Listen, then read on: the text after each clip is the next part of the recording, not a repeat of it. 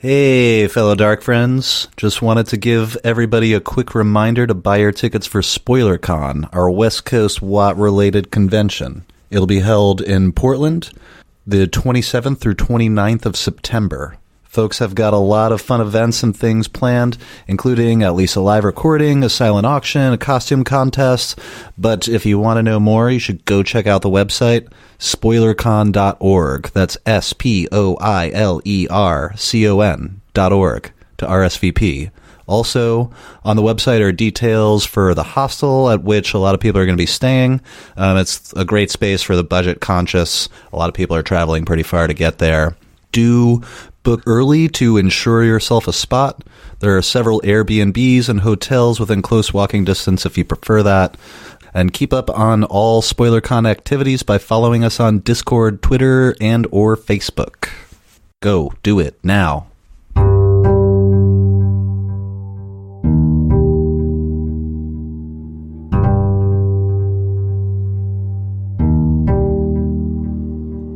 This is the Wheel of Time Spoilers podcast.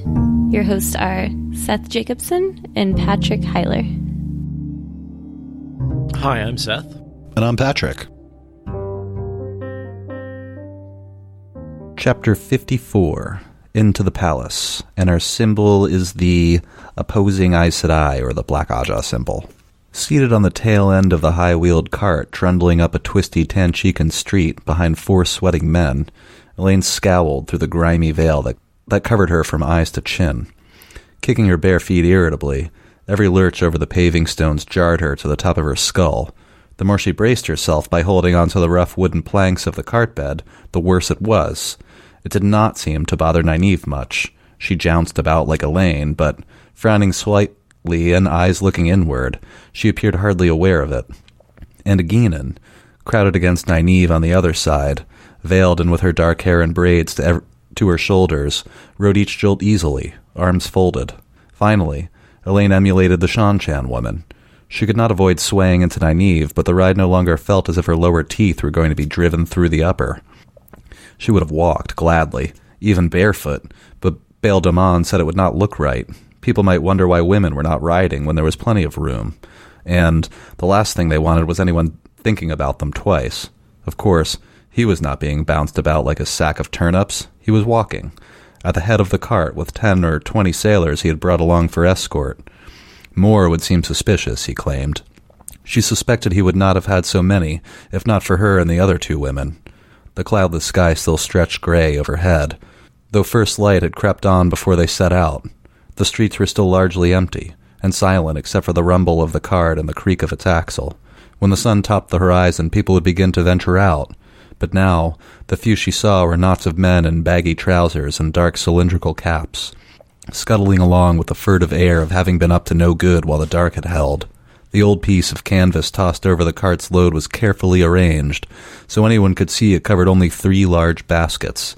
Yet even so, one or another of the small clusters would pause like a pack of dogs, veiled faces all coming up together, eyes swiveling to follow the cart. Apparently, 20 men with boarding swords and cudgels were too many to face, because all eventually hurried on. The wheels dropped into a large hole where paving stones had been pried from one of the riots. The cart fell away beneath her. She almost bit her tongue as she and the cart bed met again with a hard smack. Aeginin, in her casual arm folding, grabbing the edge of the cart bed, she frowned at the Shan-Chan woman, and found her tight-lipped and holding on with both hands also. Not quite the same as standing on deck after all, Aeginin said with a shrug. Thought I'd leave it there. I used to do that as a kid on the bus. What? Try and, stand and just, fold your arms, because you'd, be in the back, and the shocks would be really bad, and the roads would be really bad. So you'd, bounce up and down, and, the goal was, fold your arms and not have to hold on to anything while you get, bounced around. And you'd always, eventually hit that really big bump and just come down on your teeth and, bite the fuck out of your tongue. I kind of know what you mean. Me and my friends used to call that subway surfing. The bouncy carts, you kind of stand near a pole, but you try to ride it and not get knocked off of balance. Yeah, and subway surfing is definitely it's different forces than bus surfing, which is that's more being bounced up and down. I feel like subway surfing you have to deal a lot with the the acceleration and braking force. Yeah, and random turns that you can't really predict what's going to happen because you're in a dark tunnel. Right. Whereas, like, on the bus, it was more like trying not to bruise your ass. They're enacting a plan because they, in the last chapter, were in the World of Dreams, discovered that the sad bracelets and the seal is being hidden in the palace. So they've basically got this plan to sneak in as servants dressed as Bail Domon's delivery girls and deliver these ice peppers, which he delivered last time, which we find out are being used to torture Amathera. She seemed to enjoy them last time. Well, she sure did eat a lot of them. That's true. So the three women, Nynaeve, Elaine, and Aeginin, are wearing like dresses that would make them look like poor farm girls who are just in the city doing whatever jobs they can to survive. And, you know, that having run into Captain Domon, they're helping him manage his stores, essentially. So they're servant girls, or appear. Well, they're hiding. Well, see, they're hiding. They go from like one class of servant girl to another. They go from like dirty delivery girl to servant. Right. So like they do delivery girl to get in the door, and then servant to move around inside the palace without being questioned. Right. So in the baskets underneath the peppers are a different, or kind of the palace servant uniform. So the idea is they get in with this gift for the Panarch, bring the peppers to the storeroom, quickly change their clothes, and then rush off through the palace while hopefully like carrying something and just looking like a busy worker. And in a place with hundreds of busy workers, it's pretty easy to kind of slip through, is the idea. I'm scanning through here. There's a lot of recap at the beginning of this chapter where Elaine is kind of remembering, the conversations and how the plan came to be what it is. But I don't feel like it's really necessary to go over every detail and every argument that, got struck down or whatever. I will notice that all the men try and come with them, and they all like, he can't come. He's obviously not Terabonner, but I can come. And it's like this whole down the line. It's a little comedic. And one of the points I want to make is that when we see the men from men points of view, everything's very serious.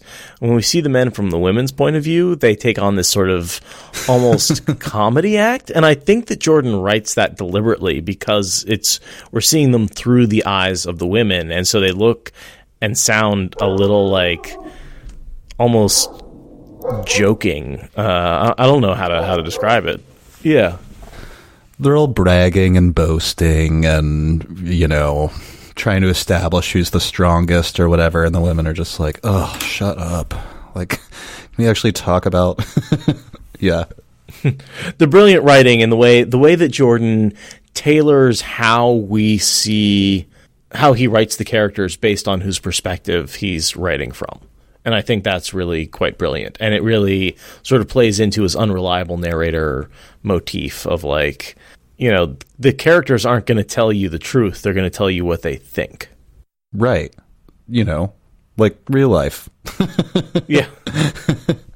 If I think there's one thing that Jordan does better than any other author, that he captures better than any other author, is that like it's... you get into these characters' heads and we're like, oh, they don't know everything. They're ignorant a lot of the time. They get so much wrong. But that makes them more real and more believable as opposed to like so many characters that I read in fiction that are just omniscient for some reason and happen to know exactly what they need to know whenever they need to know it. And I'm just like... Right. Always do the right thing or, pick the right choice or whatever. And, at least when Jordan does it, he says, Tavirin! And we all go, oh, yes, brilliant, of course, yes. I did kind of want to add on like the third page, so that the men are all arguing over who would be the best person to protect the ladies as they're going through the palace, and they eventually settle on Aeginin. Although the three men are arguing, and the really obvious choice is Aeginan, who is, a proven warrior, and she can just throw on a third dress and look like the other two girls. It's perfect. Yeah, as opposed to the other guys who are like, what? Why would two serving girls be walking around with a dude? Why two serving girls and an old man? What? What? Doesn't make any sense. He can't be carrying some shit, and he wouldn't be protecting them in the palace. But three serving women carrying baskets is not suspicious. No. Two serving girls carrying a basket and Captain Damon looming over them is suspicious. It's okay, I get that you got to carry these gifts, but what's this guy doing here? But meanwhile, she is underneath the robe, pretty battle hardened. She is a skilled fighter. Damon took, they went hand to hand for a minute, and they basically fought to a draw. And Bail Domon is a much larger, stouter man. So that sort of tells you, and he basically says, I only know a few men that would be up to taking her down. So she's a fighter. She's a brawler, and that could definitely come in handy and take somebody by surprise. Yeah, and to Damon's credit, he's the only of the men who, when Aeginan eventually offers, after each man offers their argument, he agrees with Aeginan that this does make sense. And like you said, says, I can only think of a couple of men that I know that I would, if I had to bet who would win in a fight, I think that maybe I know a couple of guys who might stand a chance, is essentially what he's saying, which is, can't do better than that, essentially is what he's saying. And I do think this foreshadows her becoming Egwene's warder. She basically is acting as these women's warder in this moment. Yeah. That's true. I didn't really think of it that way, but she is. Yeah, no, I think of Aeginan as, I guess really the second female warder behind Brigida. That you sort of have these women who are a little more oriented in doing things in a physical way. Yeah. Rather than using magic. And they're these strong warrior. And they're some of my favorite characters. Like Aeginan and Brigida, these sort of... The women not warriors. Major characters. Yeah, the women warriors. They make me happy. I know. That's why I love Bane and Jihad so much. They're just such a... Right. This incredible physical force. And God, especially when I first started reading The Wheel of Time many, many years ago, that was just not really a thing in fantasy fiction or in sci-fi. It was really hard to find these powerful female characters. And, I'm not saying there were none, but not nearly as many as powerful male warriors. That's that's every other fantasy novel ever written. And I think that's often why Nynaeve and Moiraine get such high billing, because they're just these really cool, really strong female characters who aren't perfect, but that makes them human, Well, yeah. As opposed to women who, are written to be trophies, which I find really, really annoying and really, really common. It's also, lowest common denominator, it's boring and predictable. Give me something that will surprise me a little, or do something different than all the other books I've written, or read, rather. And just make them more believable and real people. It doesn't, that's what really kills me, is it's I want to read and believe that these people are real, and you're sucking at that. if you're treating women like trophies, you're a shit writer, in my opinion. Sorry, soapbox. Moving on. No, that's okay. Often when I have those thoughts about The Wheel of Time, I wonder if I ever had to write. I'm not a novel writer by any stretch of the imagination, but if I had to write a good female character, I feel like that would be very difficult for me as someone who's, my entire life experiences as a male character. I think it would be difficult to do that justice. I firmly believe that everything I've ever written is terrible, terrible writing. Don't get I'm a good enough reader to criticize terrible writing, and I can look at everything I've written and go, "Yep, that's terrible writing." But that doesn't mean I can't criticize other people's terrible writing. I'm I guess also not surprised that there's not very many, and also in fantasy and science fiction there have been very few female authors, so maybe it's not that big of a surprise that there's very few strong female characters. Go read Robin Hobb and Margaret Weiss and and N.K. Jemisin. Le Guin. Yeah, Ursula Le Guin. Like, there are folks out there there are good female fantasy writers out there. They just don't have the top billing that some of the male fantasy writers have. Surprise. Anyway. Octavia Butler, also. Good fantasy. Octavia Butler. I don't think I've ever read any of her stuff. Or sorry, good sci-fi, not fantasy. So, the Doman and the guards surrounding the cart and the serving girls with their peppers in the cart first pass through a ring of white cloaks that are guarding the palace, and then they pass through a ring of the palace guards who are guarding the palace. And the white cloaks led by Jacob Carradine, a.k.a. Bors, a.k.a. Dark Friend Alert, the guy who we've been talking about for a while, who's basically installed the Panarch at the request of Ulrich and at the behest of the Forsaken Moghedian to get the Black Oddjaw in there so they can look for various artifacts. That's not at Moghedian's behest, because that's just the Black Oddjaw that want that. Moghedian already has access. The only thing I wanted to point out about the guards is that the White Cloaks wave them through, and then Doman just pays the palace guards to let them through. This is obviously just like a ton of corruption. And, I mean, desperate poverty, I think, also. And this is a place that's like, there's so much corruption that they don't really rule any area outside their immediate city, and they're just, desperately trying to get by. And there's no real power except the White Cloaks. And so the Palace Guard is just like, whatever. We don't even know if we're going to get paid tomorrow. Like, right. Who knows if this government's going to last? Like, give me some money and I'll let you through. In places and situations like that, cops start taking bribes because they can, and they want their families to survive, And they're not getting paid in many cases. Like, when society breaks down, one of the things that often does go down with it is, like, paying for social services, like cops. Right. But they're still out there with their badges, So guess what? We'll enforce the law for some cash. Right. Which is why, like I always say, the government is just the mafia, but there's only one. They're better organized and, it's a very similar system.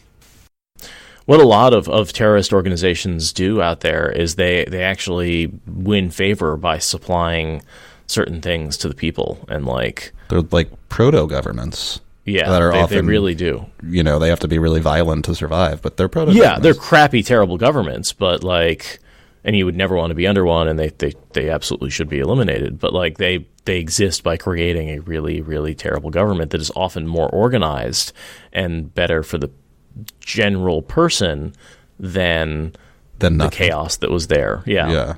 Which brings me back to the Seanchan, which is to say, are they a mafia-like organization that's simply providing some stability through terrorism? I mean, you might say the animals and the Domine they have basically provide them with the ability to bomb anyone at any time, and that's what really makes. And they talk about how any violation of the rules, no matter how minor, can result in punishment, which to me sounds like a religious extremist position. Is kind of cult-like, but I mean, you could make the argument also that without the use of, I don't want to get too much into this, but without the use of things like terroristic threats, how would any government survive? What government doesn't use the threat of violence, the constant threat of violence, and taking away your freedom to enforce its laws? It's the only way it can or has been done so far. You don't pay your taxes? Man, you've been living in America too long. You don't pay your taxes. You don't pay your bribe to the mob. Then they come and take your stuff. Yeah, I mean that is one way of looking at it. Yeah, and they might take away your freedom, or Anyway, but the response is we provide services that what you're paying for is not. We're not just taking away your way more your advanced income. Yeah, services. We're actually providing. You're paying for something, and that something is public roads and health programs and public art programs and all the stuff that the government provides that we need and live with, and we can debate about exactly how that money is spent, and we certainly do quite a bit. But that's supposedly what the money is for. Sure. Yeah, that's what I mean when I say the mafia is a proto-government. It's a government that's not as good as a government at doing what it does.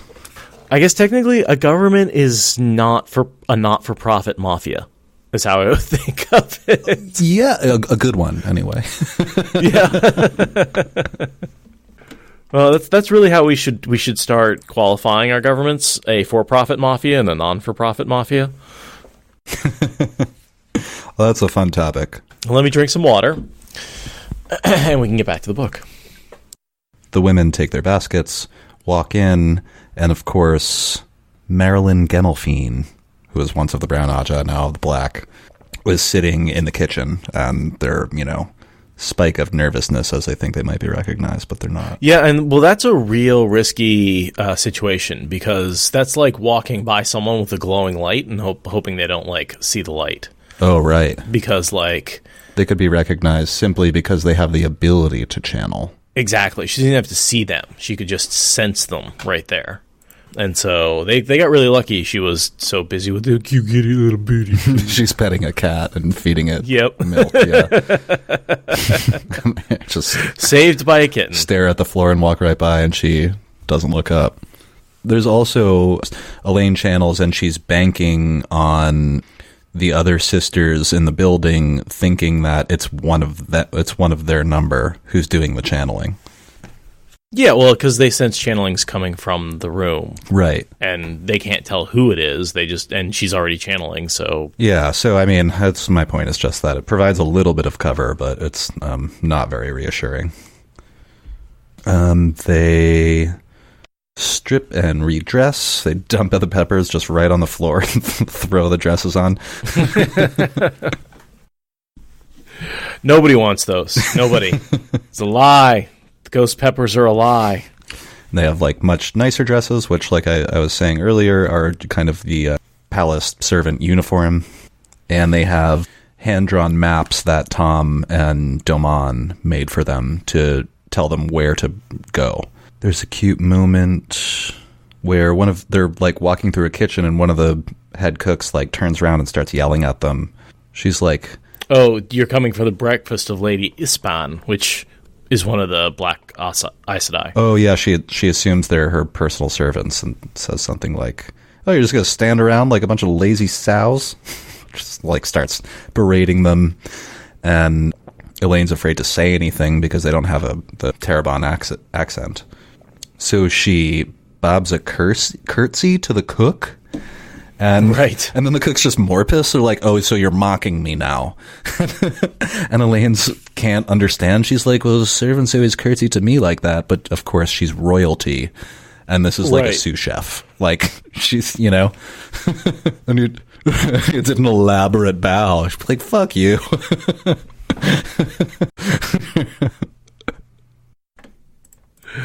But as a queen, that's the kind of bow you would expect, Right. It's what? Everybody just doesn't bow to everyone? I don't know what she's thinking. What? That's... Yeah. And so the cook starts yelling louder, and Elaine just runs away, which works. Probably what she should have done in the first place. Overweight cook. They don't run very fast. Probably got stuff to do, too, Right. Well, you can't leave the bread to burn.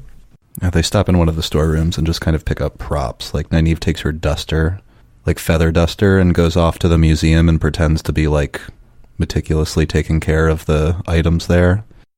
And totally leaves Aeginan behind because she's Seanchan and Nynaeve can't overcome her anger at her, which is a shame because Aeginan would have come in real handy during that fight. Yeah, definitely. Especially since in this scene, Aeginan picks up a mortar and pestle. She picks the crushing implement, the stone rod essentially they use in that setup, and what her intent is to use it as a cudgel in case anything goes down. It's a good move. She doesn't get a chance to use it, but it would have been effective against a Forsaken skull. Yeah. Anyway.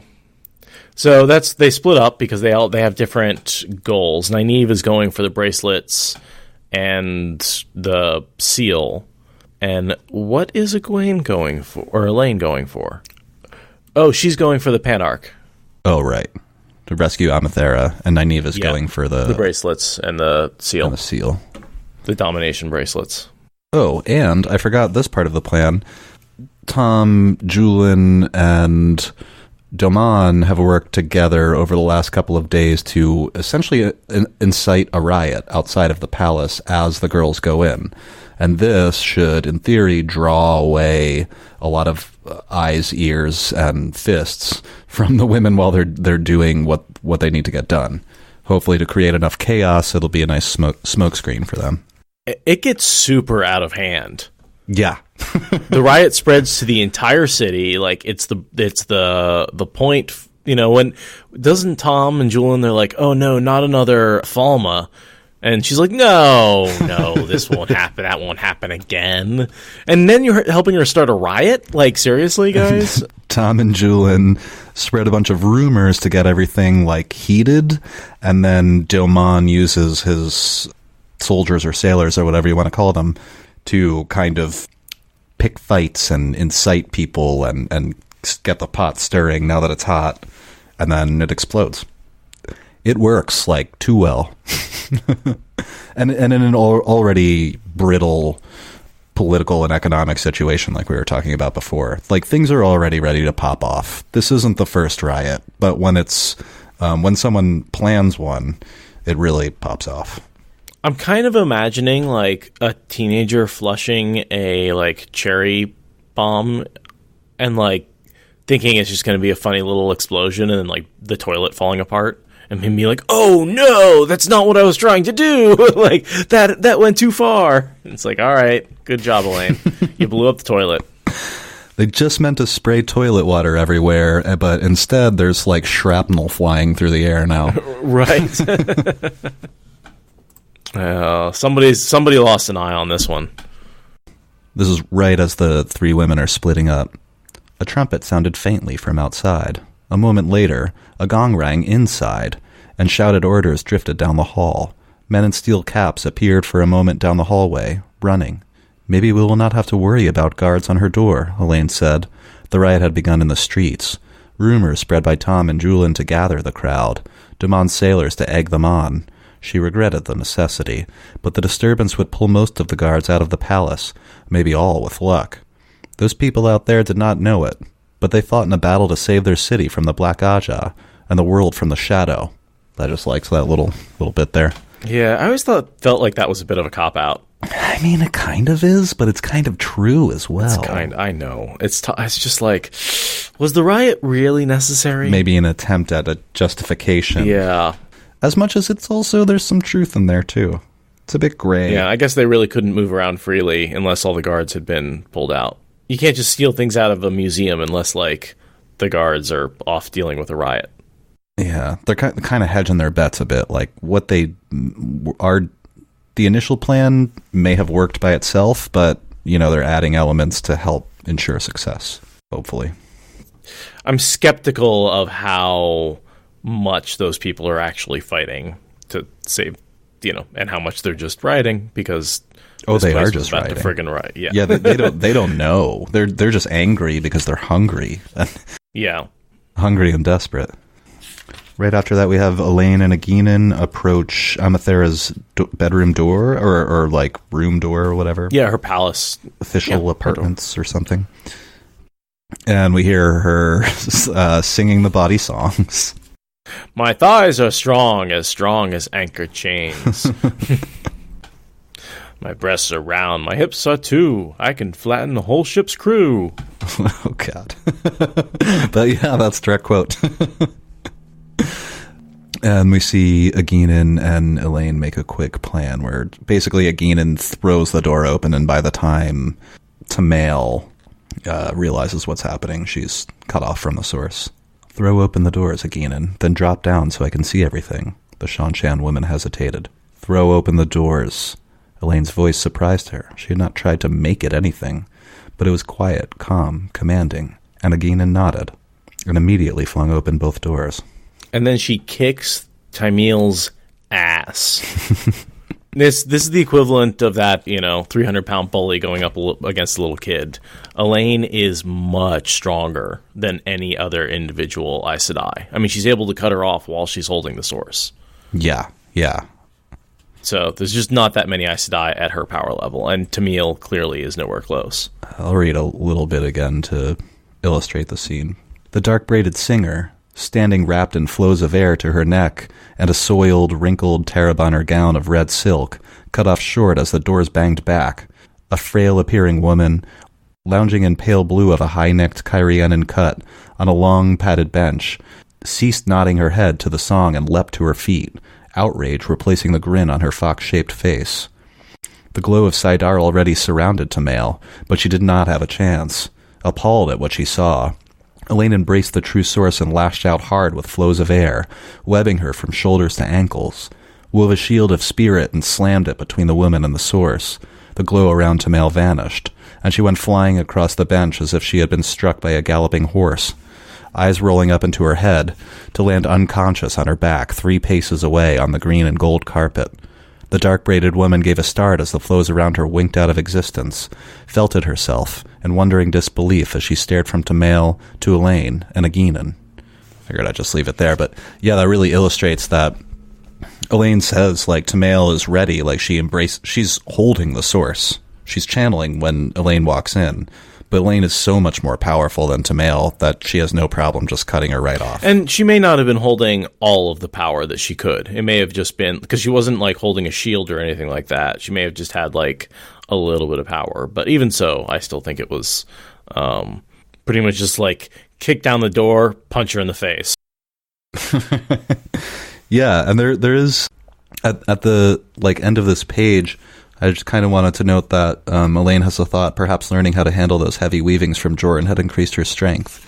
All the girls are getting stronger every day, and they're practicing all the time. And, Elaine knocked Tamale out with her, whatever she did with those flows of air, which seems unlikely that she would have been able to do that, some short time ago even. She spent all this time practicing with an expert, and it paid off.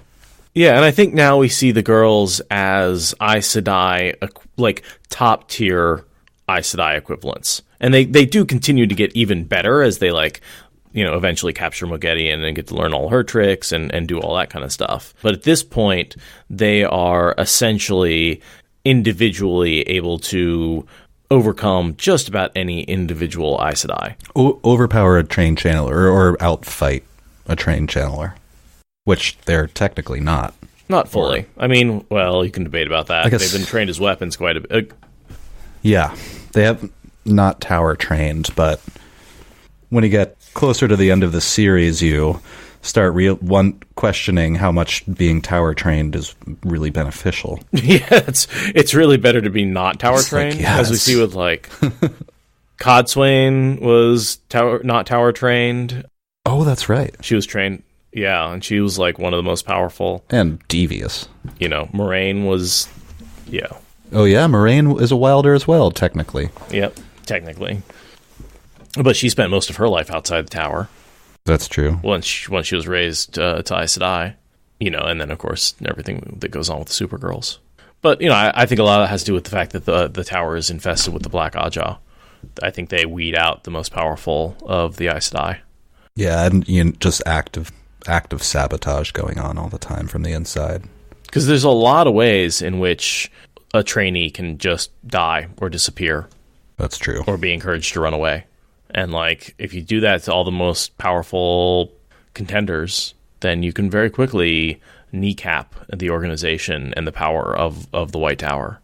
Which is partially why I think that there's very few powerful potential Aes Sedai. Yeah, not to mention they're not even trying to look for news. Well, yeah, there's that. They're freaking terrible at looking. That's also yes, come to us. That's also, I think, must be a Black Aja effect, because it's such a simple thing. You want more channelers? Go look for them. And there's so many out there. We see the Sean Chan discover just tons of channelers that are just hanging out on that side of the continent.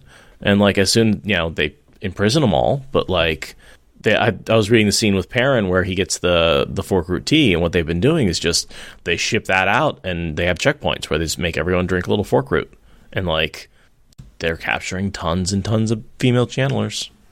Yeah. So they're out there, and they're just being ignored. We get some stuff from Amathera here, just saying that it amused them to make me give justice, and sometimes pronouncements of horrible injustice, rulings that will cause strife for generations. And then this is where we find out that they were actually torturing her with the peppers. Just making her eat plates full of them, yeah. Forcing me to eat them, right? And then, like, dropping her off a tower in the Worlds of Dreams, which would have killed her. Yeah, which would have killed her if she hit the ground, I think. Over and over, yeah. So they were, like, just messing with her life. And then Amathera wants to get all uppity and be like, I will dispense justice to these women who have so unjustly blah, blah, blah. And Elaine's like, no, you're not. I'll tell you what you're going to do. We're getting the hell out of here. We are vastly outnumbered. We are in trouble. This is a rescue mission. And yeah, and she's like, and we will be leaving quietly. Very quiet. You're very, very quiet. We're hunting Aes Sedai. I like the little threat where she's like, but you can't use the power as a weapon. And she looks down at the woman who she just beat the crap out of with the power. And it's like, well, and the oaths wouldn't stop her from hurting a dark friend. So right. She can use the weapon as one power against a dark friend. You could have done that, what she just did anyway. Yeah. And even I think what she does to Amathera when Amathera is like, you know, starts making her pronouncements or whatever, and Elaine grabs her by each individual braid with little flows of air and picks her up so her tippy toes, so she's standing on her tippy toes, and that's when she's like, here's what we're gonna do. That's totally within the realm of something Aes Sedai do, which is punish. They can punish, they just can't hurt. Yeah, you can punish and inflict pain, you just can't kill people. Interesting distinction there. Right, as a switch a weapon. No, not really. You know what I mean? And right after that, we switch to Nynaeve's perspective. Just walking around the great exhibition hall with its multitude of thin columns. Feather duster moving over all the little tchotchkes that are collected there. They're Quendiar tchotchkes, but they're Quendiar tchotchkes. Yeah. they're worth more than anyone alive, and they can't be destroyed by balefire. But they're tchotchkes. But they're like little statues of elephants or whatever. I think it's supposed to be an elephant, the one that Nynaeve really looks at. I do too. Yeah. The bones that are welded together that she talks about, look like a long-legged horse with a neck that pushes its skull up 20 feet. Giraffe. Yeah. But I was just thinking, like, how much of the little, like, cultural stuff that we dig up are just, like, little Buddha statues and fertility goddesses. Aren't those just little tchotchkes that ancient people had sitting around? Yeah, I mean, yeah, totally. Religious tchotchkes, but still. Yeah, it's tchotchkes. They're just like little things to decorate that you don't need them. There's like, they don't really have a useful purpose. That's what tchotchke is. God, I feel like I've said the word tchotchke now so many times, it's become completely meaningless. Not that it meant anything to me really to begin with, but like, yeah, trinkets. Like 2.5 pages and then a break and then a page or something like that. Because I didn't want to just straight up read 5 pages, yeah. I love this scene. I mean, this is, when I think about Nynaeve Moghedien and that relationship and like the contestants and the fact that I've called them like mirror characters and like, I mean, they are set up here so well to be antagonists against each other that it affects, the rest. And then, how Moghedien's balefire is what frees Nynaeve from her block. I love the way Jordan uses the antagonistic relationships between Moghedien and Nynaeve like he does with Rand and Moradin to make the characters more powerful. Yeah. I like that. We've talked about this a little bit before about how a lot of the characters, at least we kind of think, are sort of paired, probably on purpose. So they have their, Perrin, Slayer, Yeah, I mean, the balance is an important thing. And, like, it's not always 1-to-1, but... No, but there often feels like kind of direct rivalries. It does. And this one is just delicious. Before the read-in, Nynaeve is like she's walking through and she's having one of her like running tirades in her head where she's just like yelling angry things kind of in her own mind. And the last one is, again, and making me like a filthy Shan-chan. The sudden incongruity of the last thought hit her. Abruptly, she realized she was deliberately making herself angry enough to channel. She embraced the source.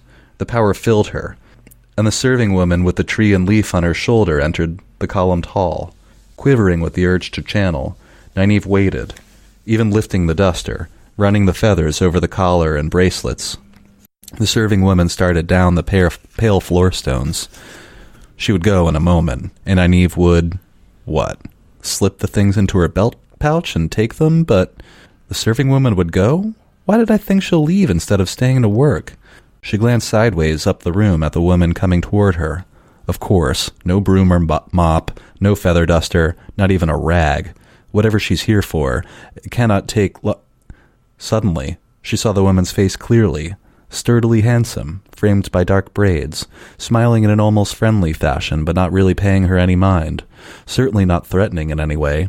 Not quite the same face, but she knew it. Before thought, she struck out, weaving a hammer-hard flow of air to smash that face. In an instant, the glow of Saidar surrounded the other woman. Her features changed, somehow more regal now, prouder. Mogedian's face remembered, and startled as well. Surprised she had not approached unsuspected, and Nynaeve's flow was sliced razor clean. She staggered under the whiplash recoil, like a physical blow, and the Forsaken struck with a complex weave of spirit streaked by water and air. Nynaeve had no idea what it was meant to do. Frantically, she tried to cut it as she had seen the other woman do, with a keen-edged weave of spirit. For a heartbeat, she felt love, devotion, worship for the magnificent woman who would deign to allow her to... The intricate weave parted, and Mogedion missed a step. A tinge remained in Nynaeve's mind, like a fresh memory of wanting to obey, to grovel and please. What had happened at their first meeting all over again. It heated her rage. The knife-sharp shield that Egwene had used to still Amiko Nagoyan sprang into being, more weapon than shield. Lashed at Mogedion, and was blocked, woven spirit straining against spirit, just short of severing Mogedion from the source forever. Again, the Forsaken's counterblow came, slashing like an axe, and tended to cut Nynaeve off in the same way. Forever. Desperately, Nynaeve blocked it. Suddenly she realized that under her anger she was terrified, holding off the other woman's attempt to still her while trying to do the same. To her took everything she had. The power boiled in her till she thought she must burst. Her knees quivered with the effort of standing, and all went into those two things. She could not spare enough to light a candle. Mogedion's axe of spirit waxed and waned in sharpness, but that would not matter if the woman managed to drive it home. Nynaeve could not see any real difference in outcome between being stilled by the woman and merely being shielded at her mercy. The thing brushed against the flow of power from the source into her, like a knife hovering over a chicken's stretched neck. The image was all too apt. She wished she had not thought of it. In the back of her mind, a tiny voice gibbered at her. Oh, light, don't let her, light, please, not that. For a moment, she considered letting go her own attempt to cut Mogedion off. For one thing, she had to keep forcing it back to a razor edge. The woven flows did not want to hold the keenness, letting go and using that strength to force Mogedion's attack farther back, maybe sever it. But if she tried, the other woman would not need to defend. She could add that strength to her own attack. And she was one of the Forsaken, not just a black sister. A woman who had been Aes Sedai in the Age of Legends, when Aes Sedai had been able to do things undreamed of now. If Mogedion threw her whole strength at her... A man who came in then, or any woman unable to channel, would have seen only two women facing each other across the white silk rope from a distance of less than 10 feet. Two women staring at one another in a vast hall full of strange things. They would have seen nothing to say it was a duel. No leaping about and hacking with swords as men would do. Nothing smashed or broken. Just two women, standing there. But a duel all the same, and maybe to the death, against one of the Forsaken. All my careful planning ruined, Mogedion said abruptly in a tight, angry voice. white-knuckled hands gripping her skirts. At the very least, I shall have to go to untold effort to put everything back as it was. It may not be possible. Oh, I do mean to make you pay for that, Nynaeve Almira. This has been a cozy hiding place, and those blind women have a number of useful items in their possession, even if they do not... She shook her head, lips peeling back to bare teeth in a snarl. And then she starts, kind of just threatening Nynaeve and saying mean, cruel, weird things. Just a couple of points I want to hit. First of all, do you think Moghedien comes in because Nynaeve seizes the source? That's what I always thought. Well, maybe not. She was deliberate in making herself angry enough to channel. She embraced the source, the power filled her, period, capital, and a serving woman entered the hall. Like, it's almost instantaneous. Like, she was being watched, and as soon as she embraced the source, she pops out. But it's almost too fast, you know? Like, she... Either Moghedien is walking over there anyway, or Moghedien feels someone channeling, and that's the reason that she comes. But when she walks in and sees Nynaeve, I think kind of either way, she thinks that she's got Nynaeve hooked.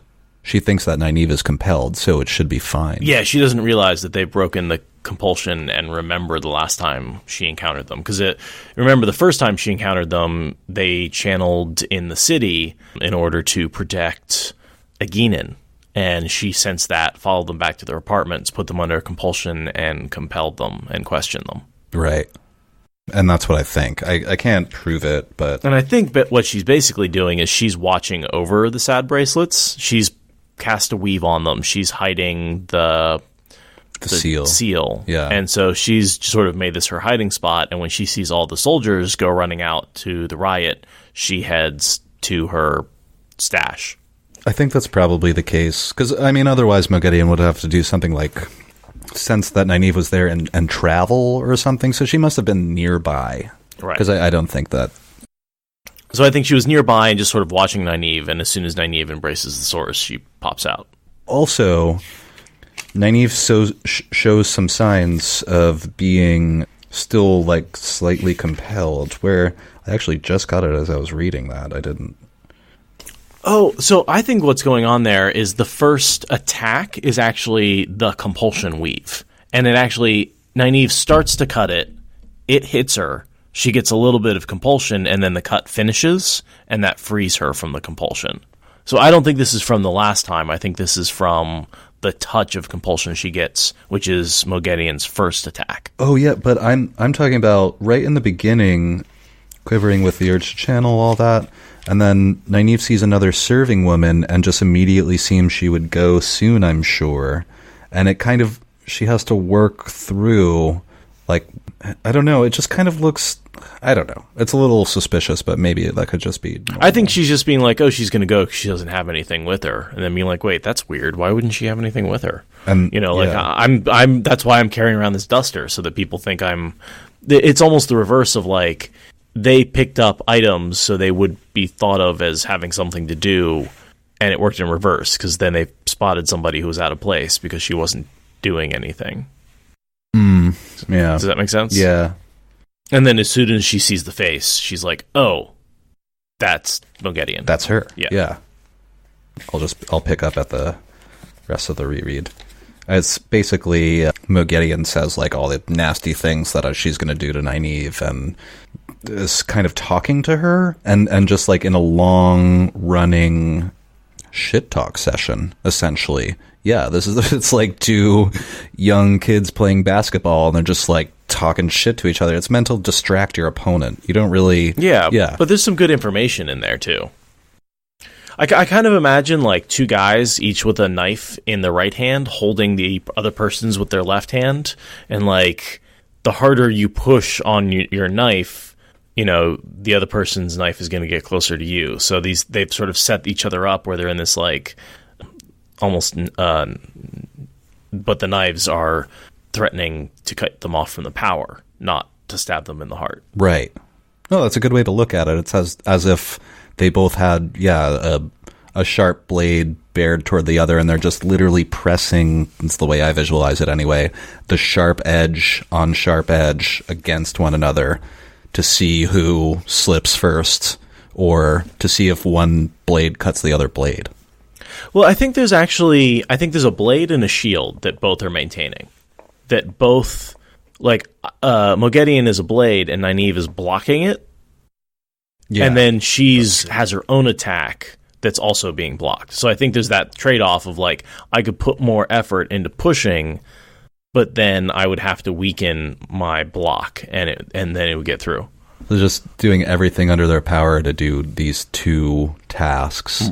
Exactly. And I love this scene so much for even the very first time I read it, because of that one paragraph that I made sure that was in the read that I did, where RJ is sure to explain to you that there are just two women standing 10 feet away from each other in a room, staring at each other.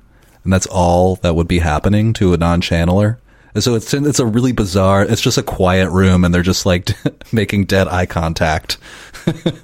I always imagine, and I think someone said it here, like some janitor in the background just like mopping the floor, just like with echoing footsteps, just like, and then, you flash back into being able to see the power, and you see these like massive forces, and and these massive forces are being telegraphed all over the palace. Like, they are using so much power that every black sister in the palace is like, holy shit, something's going down.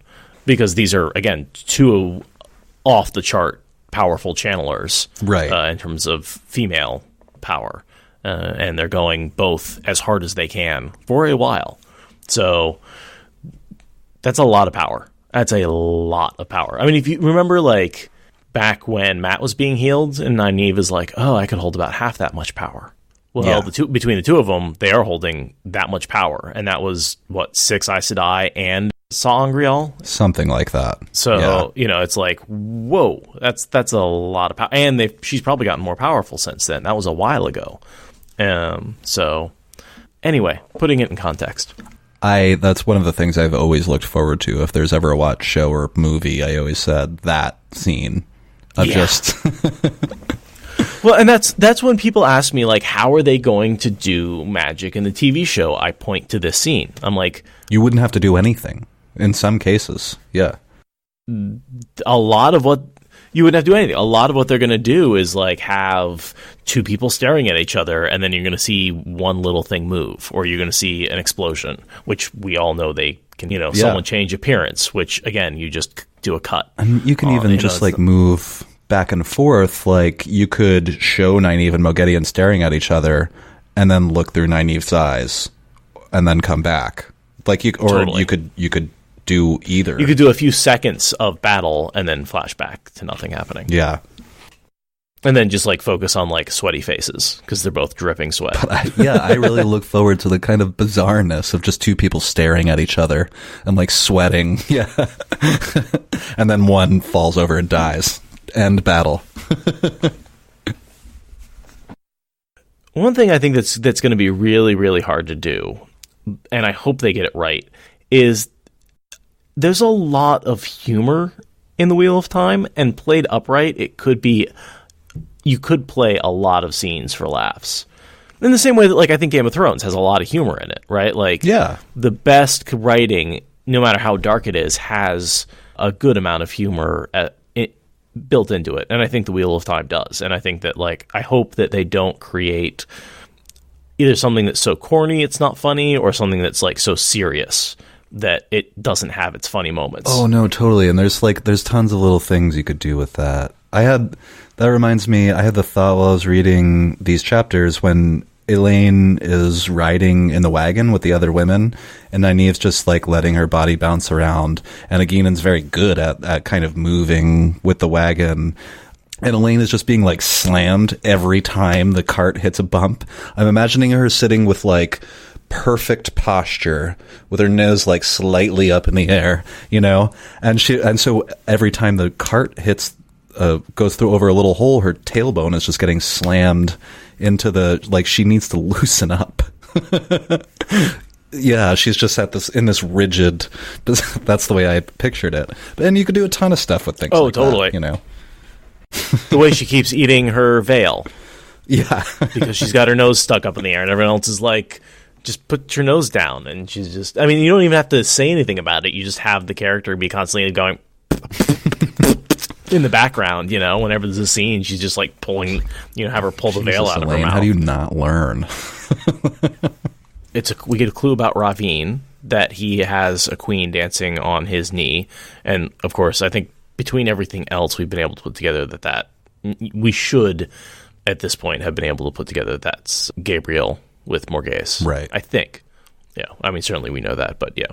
And she offers to give Nynaeve to Ravine.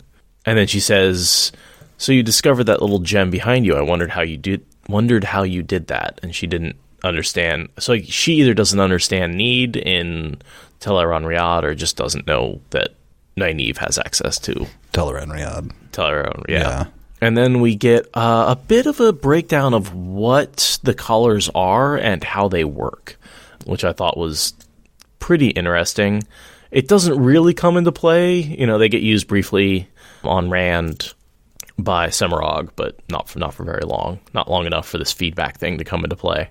Mm-hmm. One thing I thought was interesting, the collar and the bracelets aren't connected, right? Because she throws the collar, but leaves the bracelet behind. And so I wonder if that's the inspiration for the Adom that they end up using on Moghedien later, that doesn't specifically have a connected leash between them. If they're, you know, she was thinking of the sad bracelets, which don't have a specific connection, a physical connection. Adom seems like a not as well-made version of what this is. I mean, it does do something different, but it's almost like a more primitive version because of the rope in between, you know? Oh, that's a good point. That maybe, and we know that the Adom was created later. Well, I'm assuming, because the sad bracelets were created right after the breaking, is my understanding. Like, during that whole time when they're, like, fearing men who could channel. Whereas the Adom was created much later by an Aes Sedai after Arthur Hawkwing's conquest. So it would make sense that the Adom would be based on this earlier version designed for controlling men. Yeah, it is kind of interesting. I had forgotten that Moghedien explains in detail, basically. She says... basically why she doesn't use it. Yeah, you can't destroy it. And she also says, but put the collar on a man who channels, and a woman wearing the bracelets can make him do whatever she wishes. True, but it will not stop him from going mad. And there is a flow the other way, too. Eventually he will begin to be able to control you, too. So you end up with a struggle at every hour. Not very palatable when he's going mad. And she, like, breaks down all these possibilities. Of course, you can pass the bracelets around so that nobody's getting too much exposure, but then you have to trust someone with the bracelets. Which Moghedien does not. Yeah. And then she says, like, 2 women can wear individual bracelets, but that lessens the amount of control that you can flex. And essentially she kind of ends it all by saying, so, yeah, you could control Lews Therin, but how useful would that be, and is it worth the price? That's why they're still sitting there. So I guess, you can put both bracelets on your left and right wrist, and that's how you have both bracelets on. Yeah. Or you can give each bracelet to one person. Okay. For some reason, I never put that together. I had not gone back and read the description of them in enough detail, because I always pictured them as one collar with 2 chains coming off of it, each connected to a bracelet. I had 2. I had forgotten that they were separate, but it rings a bell now. Trembling to contain the power, to hold her woven flows, Nynaeve frowned. Why was the woman telling her all of this? Did she think it did not matter because she was going to win? Why her sudden change from rage to talk? There was sweat on Moghedien's face, too. Quite a lot of sweat, beading on her broad forehead, running down her cheeks. Suddenly everything changed in Nynaeve's mind. Moghedien's was not a voice tight with anger. It was a voice tight with strain. Moghedien was not suddenly going to hurl all of her strength at her. She already was. The woman was putting out as much effort as she. She was facing one of the Forsaken, and far from being plucked like a goose for supper, she had not lost a feather. She was meeting one of the Forsaken strength for strength. Moghedien was trying to distract her, to gain an opening before her own strength gave out. If only she could do the same, before her strength went. Do you wonder how I know all this? The collar and bracelets were made after I was, well, we will not talk of that. Once I was free, the first thing I did was seek information about those last days. Last years, really. There are a good many fragments here and there that make no sense to anyone who does not have some idea to begin with. The Age of Legends. Such a quaint name you have given my time. Yet, even your wildest tales no more than hint at the half. I have lived over 200 years when the bore was opened, and I was still young for an Aes Sedai. Your legends are but a pale imitations of what we could do. Why? Nynaeve stopped listening. A way to distract the woman. Even if she could think of something to say, Moghedien would be on her guard against the method she herself was using. She could not spare effort for as much as a thread-thin weave, any more than Moghedien could. A woman from the Age of Legends, a woman long used to wielding the one power, perhaps used to doing almost everything with the power before she was imprisoned, and hiding since being freed. How used to doing things without the power had she become? Nynaeve let her legs sag, dropping her the feather duster. She caught hold of the pedestal to support herself. There was very little fakery needed. Moghedien smiled and took a step nearer. Travel to other worlds, she continues going on, even worlds in the sky. Do you know that the stars are so sure, that smile, so triumphant? Nynaeve seized the collar, ignoring the joltingly pained emotions that spilled into her, and hurled it, all in one motion. The Forsaken had only begun to gape when the wide black circlet struck her between the eyes. Not a hard blow, certainly not enough to stun, but not expected either.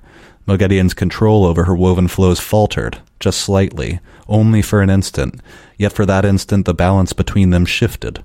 The shield of spirit slid between Moghedien and the source, the halo surrounding her winked out. The woman's eyes bulged. Nynaeve expected her to leap for her throat, and that was what she would have done. Instead, Moghedien jerked her skirts to her knees and ran. With no need to defend herself, it took only a little effort for Nynaeve to weave air around the fleeing woman. The Forsaken froze in mid-stride. Hurriedly, Nynaeve tied her weaving. She had done it. I faced one of the Forsaken and beat her, she thought incredulously. Looking at the woman, held from the neck down by air with the consistency of stone. Even seeing her leaning forward on one foot, it was hard to believe. Examining what she had done, she saw it would not be a complete victory as she wanted. The shield had blurred its sharp edge before it slid home. Moghedien was captured and shielded, but not stilled. Shouldn't have tied it off. I know.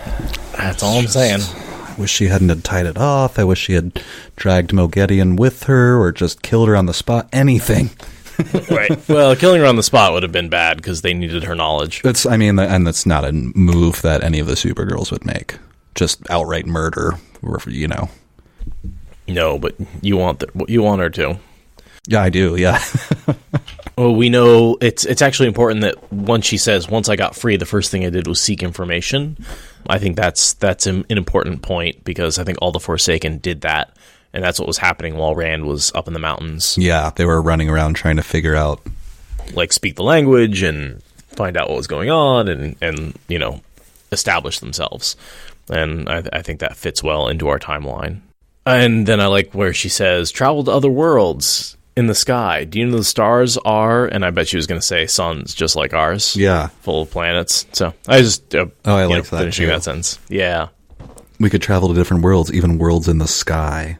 And it's fun to listen to Moghedien try to describe it to someone who has no concept that such a thing is possible. Right. That there are worlds in the sky.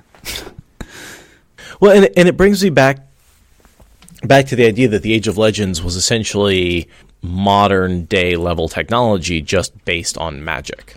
And they had similar understanding of the world and their place in it, right, as we do.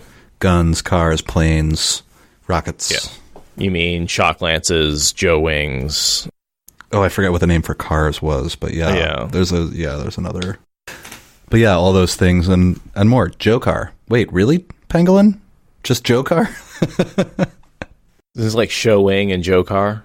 Yeah. Jeez, they didn't even try that hard on that one. Damn it, Jordan. I don't know with Joe. I always went with Joe and Show Wing. Like, what does that stand for? Is that short for something in particular, or is that just a prefix he threw on there? I don't know. Knowing him, it probably does mean something it is from somewhere. Oh, and then Joe Car's jumpers and hoverflies. Hoverflies are helicopters. So basically, with Moghedien captured and unable to move, Nynaeve collects her prizes. Yeah. So she collects the ring, and this is what made me realize that the collar and the bracelets were connected. Is she walks over, picks up the collar, and goes back to where the pedestal, and gets the bracelets. And I'm like, oh, they're separate. And then she figures out that the seal is being hidden by an illusion In the shape of a little statue of an elephant, but when Nynaeve looks at it, shaped roughly like a pig, but with a large round snout and feet as wide as its thick legs. it's a giant pig with a very long snout, thick legs. Well, and it's not even giant because it's just a little figurine, so she can't really tell scale. Oh, right. But that's a pretty good description of an elephant. Like if you had no other way to say it. Sure, pigs are mammals, hairless mammals with just stretch the snout out a little bit. Yeah. And huge pig minus the hooves, but they have kind of like, I don't know what you call that, elephant feet. They're difficult to describe. They have elephant's feet. I don't know what else you'd call them. They have feet. I don't know. They're wide, round feet. I'm trying to think of another animal that has something that looks like that, and I can't really think of anything. I mean, have you ever seen the X-ray of an elephant's foot? No. It looks just like ours, bone-wise. It's just really thick padding. Oh, crazy. Like, they have 5 toes and everything. Like, it looks like a human foot in there, just way bigger and surrounded by a ton of... Oh, whoa, crazy. Yeah, it's kind of shaped like it's as if we were standing on our toes, but our whole foot was surrounded by like a big, thick boot. Like if you had I don't know how else to describe it. That's really interesting. I'm glad you said that because I just assumed they had some totally different. No. I mean, that's when you look at elephant feet, you're like, oh, that's just like a weirdly shaped human foot. Mammals are remarkably similar. Yeah, and they just like, you think you've got calluses on the bottom of your feet. Yeah, that's kind of the equivalent. So she goes to leave Moghedien just basically bound. She's got her prizes. She's not going to drag her out of there. So she's just going to leave her bound and gagged and tied off. Yeah. When Kayed, how would you say this name? That doesn't sound right to me. In my head, I always say like Jaeen Cade. Give up on the last. Add as many syllables as I can to the first word and give up on the last one. Melizatura says Jian Kaid. Yep, that could be it. Anyway, so she's got the balefire, barely controllable Terangrial that she's about to pop open. Yeah, the fluted black rod, 1 pace in length is how it's described. But we know it's kind of a bazooka. It's kind of crazy that they can like put that into a Terangrial, and that they like talk about making no weapons, right? Like, yeah, that's a real freaking serious weapon. It's like a satellite guided missile system, for lack of a better. Like it's a super advanced, super powerful precision weapon. Yeah, I have to wonder if maybe they actually knew how to use it. It would be much, much more powerful. Probably, or at least, or if it was like part of a system that would like target it, Yeah, maybe. That's kind of a fun thing about the Wheel of Time universe, that a lot of times you see these tools and you don't even know, like, maybe some of the Terangrial we see our characters using are like pieces of other Terangrial, like this. We have no idea.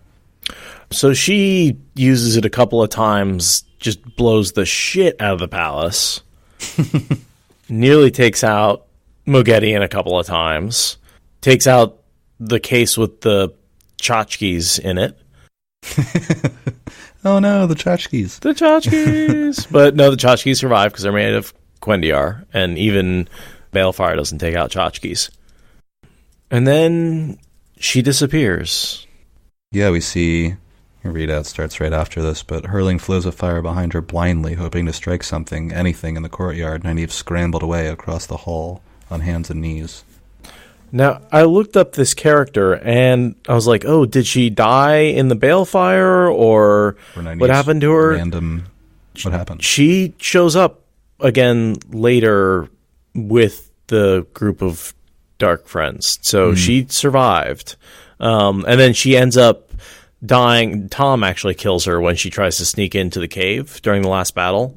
And she's one of the women who is disguised. She's the woman in the Mask of Mirrors, dressed as Codswain. Oh. And Tom, like, throws the knife into her back because she walks wrong. Awesome. And so just a random ass Aes Sedai who Black Aja who pops up a couple more times. But I was, for most of the time before I did the research, I thought that she had died, that the Balefire, because that big, underlying impossible to control or hard to control thing basically meant that she ended up dying in this blast. And there's an exchange too. I always just thought she died. Yeah, me too. Or didn't make it out one way or another, But no, she continues to be in. So I'm guessing she ran. Yeah. And also with the amount of damage, because she's randomly or more or less randomly firing these huge columns of balefire around, so it's like cutting columns, and there's like pieces of the roof are falling down, and there's debris everywhere. So there's this chaotic scene, and which Nynaeve is throwing giant fireballs at as well, just randomly to try to cover her escape. So the light's probably all weird. There's stone everywhere, so very easy to lose somebody, and they're in the middle of a palace. Yeah. So she could have run in any direction. Moghedien seemed to be trying to scream through an invisible gag, head whipping back and forth in a frenzy as she fought her bonds of air, but Nynaeve spared her no more than a glance. As soon as the balefire disappeared, she raised herself up enough to peer back across the hall, through the rent sod along the chamber wall, beside the fountain. Jane Cade, that's what I'm calling her. Or Jayain Caid, yeah, okay. Beside the fountain, Jayain Caid was swaying, one hand to her head, the black rod almost falling from the other. But before Nynaeve could strike at her, she had clutched the fluted rod again. Balefire burst from its end, destroying everything in its path through the chamber. Dropping almost to her belly, Nynaeve crawled the other way as fast as she could, amid the crash and clatter of falling columns and masonry. Panting, she pulled herself into a corridor slashed through both walls. There was no telling how far the balefire had sliced, all the way out of the palace, perhaps. Twisting about on a carpet littered with bits of stone, she peeked cautiously around the side of the doorframe. The balefire had gone again. Silence held in the ruined exhibition hall, except when a weakened piece of stonework gave way and smashed to the rubble-strewn floor. There was no sign of Jane Cade, though enough of the far wall had fallen to show the fountained courtyard clearly. She was not about to risk going to see if the ter'angreal had killed the woman and using it. Her breath came raggedly, and her arms and legs trembled enough that she was glad to lie there for a moment. Channeling took energy the same as any other work. The more you did, the more energy, and the wearier you were, the less you could channel. She was not entirely certain she herself was up to facing even a weakened Jane Cade right then. Such a fool she had been, battling Moghedien with the power, and never thinking that channeling that strong would have every black sister in the palace jumping out of her skin. She was lucky the Domani woman had not arrived with her ter'angreal while she was still absorbed with the Forsaken. They very likely would have both died before they knew she was there. Suddenly, she stared in disbelief. Moghedien was gone. The balefire had not come nearer than 10 feet from where she had stood, but she was not there any longer. It was impossible. She had been shielded. How do I know what's impossible? Nynaeve muttered. It was impossible for me to beat one of the Forsaken, but I did it. Still no sign of Jayain Caid. Pushing herself to her feet, she hurried for the appointed meeting place. If only Elaine had not run into trouble, they might make it out of here safely after all. Tried to rotate my pronunciations just to make sure that I'm definitely not getting it right. I don't know what's correct. Is this what happened to Notre Dame? There was a channeler fight in there. Roof came down. Too soon? Too soon? Everyone's saying too soon. All right, sorry, too soon. I mean, at least it's only a building. Nobody got hurt. Well, a couple of firemen did, I heard, but... It's not... Sucks that the place came down. But I couldn't help but see the parallel between a museum, an ancient museum full of ancient artifacts being destroyed in the book at the same time, the day after the Notre Dame burned down? Was that yesterday or the day before? Yeah, it was a day or two ago. They managed to mainly save it The roof is good chunk of destroyed, it. but yeah, when I saw the frantic news reports at first, I was like, whoa, it's just going to be gone, isn't it? But no, they saved the majority of it. Right. Just sort of the wooden interior is gone, but the stone structure itself survived, and the windows, for the most part, survived. They will have to rebuild the spire, but it'll come back. But yeah, I couldn't help but think of like the scenes. Did you see some video from inside afterwards? A little bit. That's kind of exactly what I picture going on here in the museum after the bale fire. Is like big holes missing, a lot of charred stuff, like just chaos everywhere.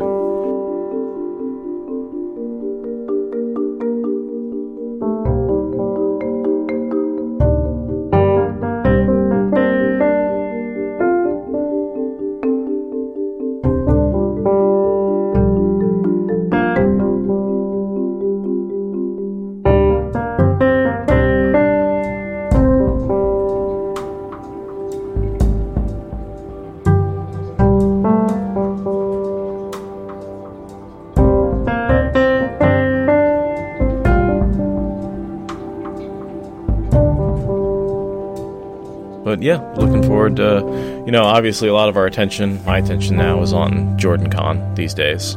Even though, partially we want to get some things finalized for SpoilerCon before JordanCon so that we can sort of be there and talking about it and selling it. We're apparently going to be given some cards are getting printed out for us to give out about the con. I think Neil is printing those out for us. Awesome. I will pass them out aggressively. We're also should be getting spoiler ribbons from DT. Spoiled ribbons from DT. Oh, I forgot about that. That's badges. Awesome. Everyone should have a sticker from Watt Spoilers in their swag bag, which is a round sticker, and it'll say wattspoilers.com and JordanCon 2019 on it. That is actually a big boon, and one of the big things about JordanCon, actually, that I'm really excited about is that everyone is going to get one of those stickers this year. Yeah. And I'm just hoping that just a passive, and I mean, we're going to be on panels and stuff too, so even without a lot of, direct selling ourselves, people will become aware of us, and just things like that drive internet traffic. People are like, what's this sticker for? So they Google it, look on their phone, check out the website. Exactly. Right. I'm like, oh, this is a thing? Cool. Super awesome. Yeah. So I spent a chunk of money buying that many stickers, but that's, if there's a better use for advertising money, I can't think of it. No. There's no better audience. They're captive, basically. Those are the people fanatical. That would likely be interested. If you've traveled a great distance to go, you listen to people talk about the Wheel of Time. You can listen to us talk about the Wheel of Time. You don't have to go anywhere. I mean, obviously, JordanCon is something that's going to be a freaking blast for us, but it's also a big marketing opportunity for us. Oh, yeah, we couldn't miss it if only for that reason. I mean, that's one of the reasons why I'm working real hard on this Gleeman costume. I think it looks pretty good. I got pants today, which I'm actually torn on whether or not I want to use them. They make me look more pirate and less Gleeman. Because they're sort of those puffy pants, so I'm like, I'll bring them, but I may not use them for the costume. I may just wear jeans. Kelsey says just be a pantsless Gleeman. Sure to win over the crowd. I'm cosplaying Drunk Tom. Oh, you goddamn boys and their frickin' problems. Damn harp too good for their fingers. And then I could, drunk juggle. Just try and look really sloppy about it. Go around without pants on. It's going to be fun anyway, even as just a fun party favor, for lack of a better term, Oh, the pants, yeah. Well, where do you hide the daggers if you don't have any pants and you're a Gleeman? Up your sleeve, certainly, but you're going to have some daggers in your underwear. That's all I'm saying. Thank you for listening to the Wheel of Time Spoilers podcast. Rate us in the Apple Podcast app or support us on Patreon. Is that good enough?